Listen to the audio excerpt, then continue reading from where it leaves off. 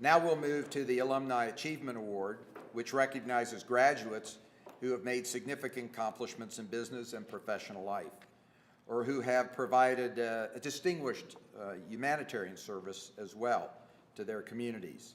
Tonight we will recognize a number of recipients. The first that I would like to have join me is Les. Where was he? He was on. Okay, if he would come up. Les Anderson.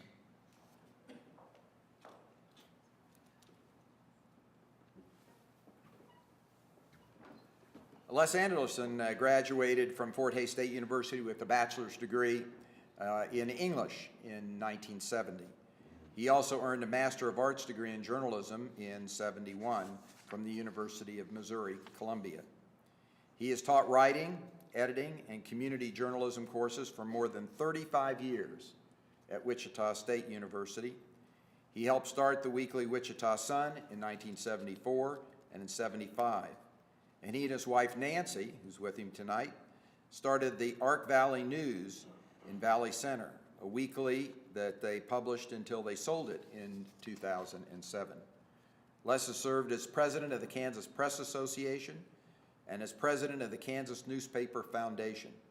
He has earned numerous awards, including the Burton Marvin News Enterprise Award from the William Allen White Foundation of the University of Kansas, and the Kansas Board of Regents Excellence in Teaching Award. Les holds a life membership status in our Alumni Association, and he and Nancy have 5 children that they are extremely proud of. It's my pleasure to present our highest award to an alum of our institution, the Alumni Achievement Award, to Les Anderson.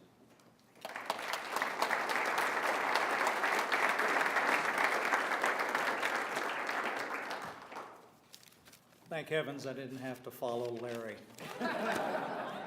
Thank you, Steve. I appreciate the award tonight. When Deborah called me, I said I won the Young Alumni Award, and she was quiet and said, "You have a sense of humor, too."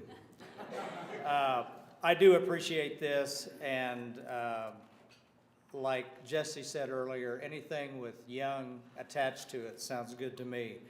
The people you've heard from earlier are much younger.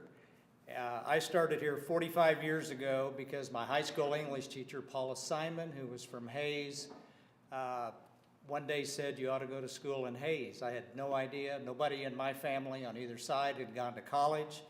And I had her for an English class and a journalism class, and I ended up in Hays. I knew 2 other people, and neither of whom I saw at all after I came to Hays. So I really felt like I was alone, but it was a good experience. And coming out here, when Nancy and I were driving out on Thursday, I realized it was just the start of the more things change, the more they stay the same. When we were on I-70, when I came to school here, the interstate didn't come all the way to Hays. It became 2-lane, a little around the Ellsworth area, I think, somewhere in there, and somebody may correct me there. We ran into construction, so it was like a 1-lane, 2-lane road again. And then there's the wind. You know, around Wichita, it's windy, but let me tell you, Hays has wind.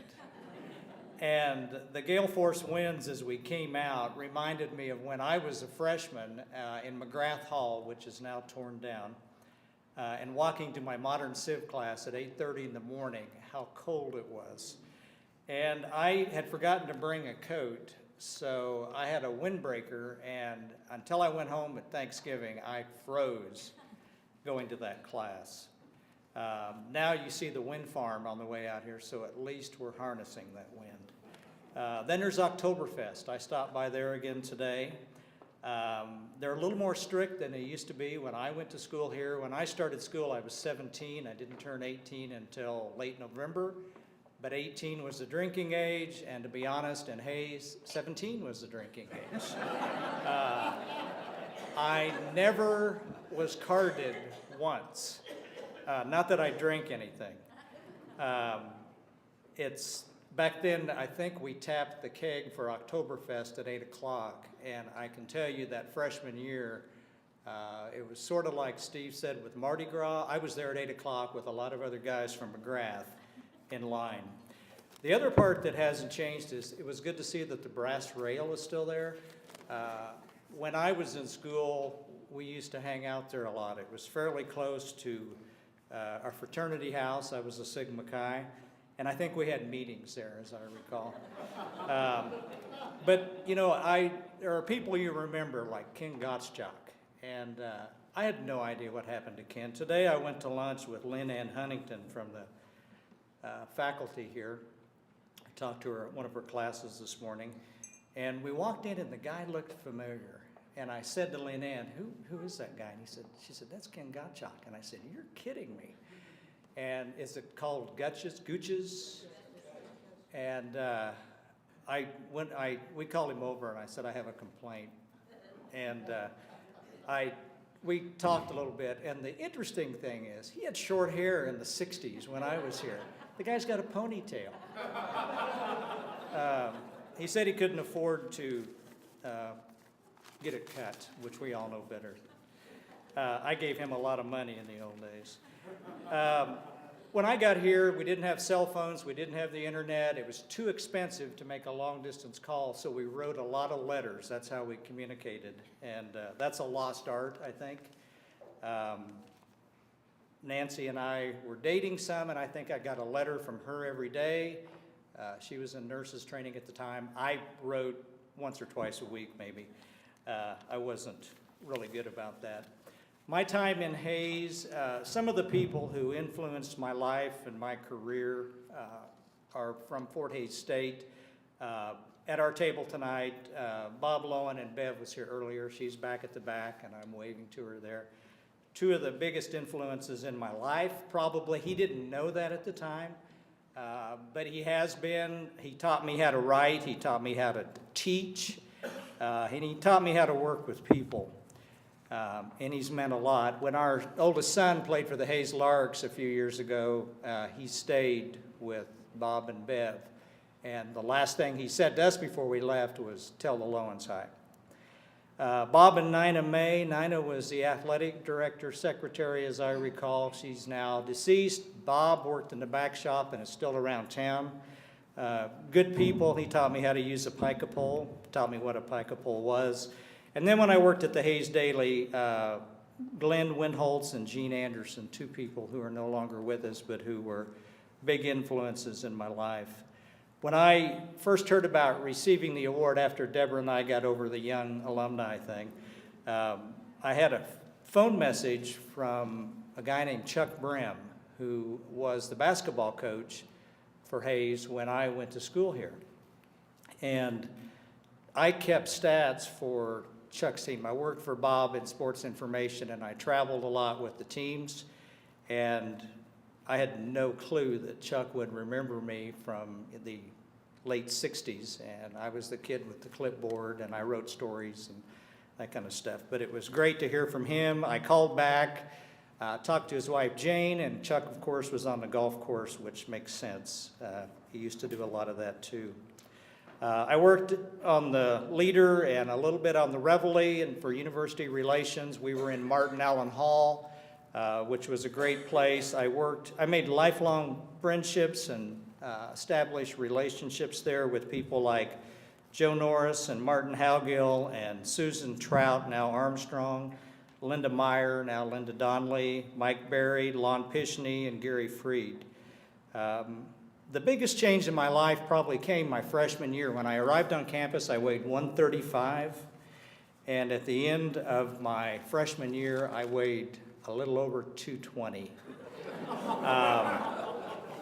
A lot of good dorm food and a lot of beer.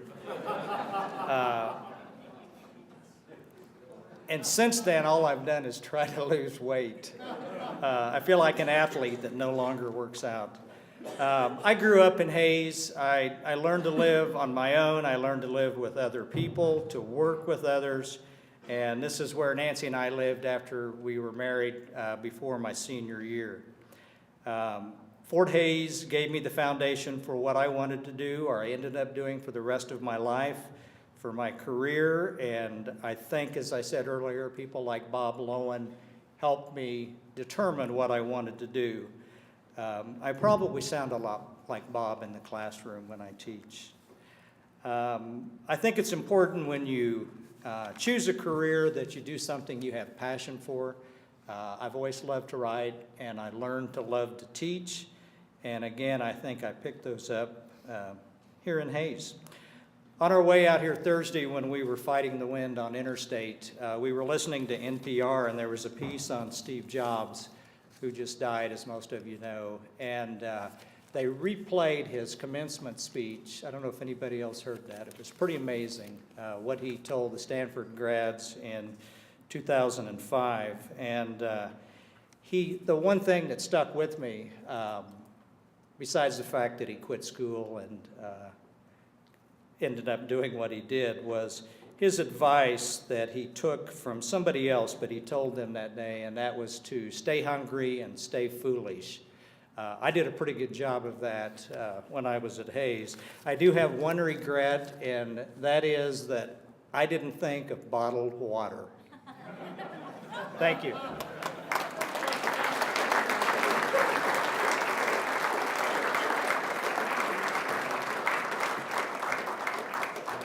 Thank you, Les. I think a lot of us would have liked to have invented bottled water.